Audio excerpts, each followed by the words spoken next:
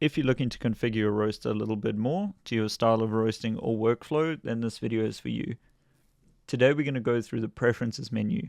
This will allow you to change the data and control certain features on your roaster. To access this menu, start by pressing the menu button until you see preferences pop up.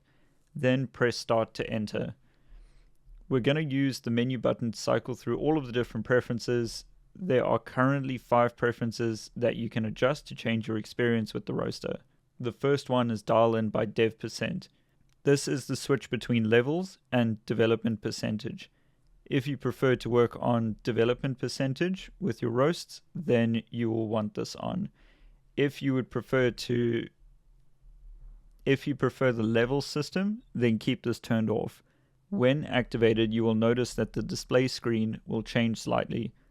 Where it used to say, for an example, L1.0 or L3.3 or something along those lines, for example, now there will be a percentage.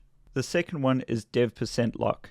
This is more of a continuation from dial in by dev%. Development percent lock tells the roaster to make sure that you reach exactly the development that you want. So when you log first crack, it'll automatically adjust the profile's end time and temperature to make sure that it'll end once it reaches your desired development. If you do not enter first crack with this activated, the profile will just continue as normal and end at the preset end temperature. The third one is entered first crack or end. This is for your back-to-back roasts.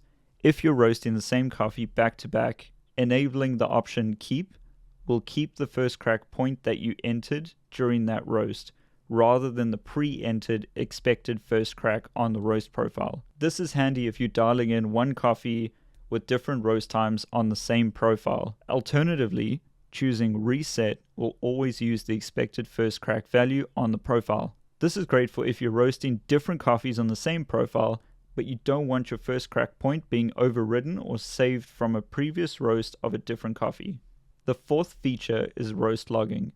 This feature is for those who do not have access to a computer or those that'll never use Studio or want to look at their logs. This will turn off the roast logging function and prevent your storage from filling up over time.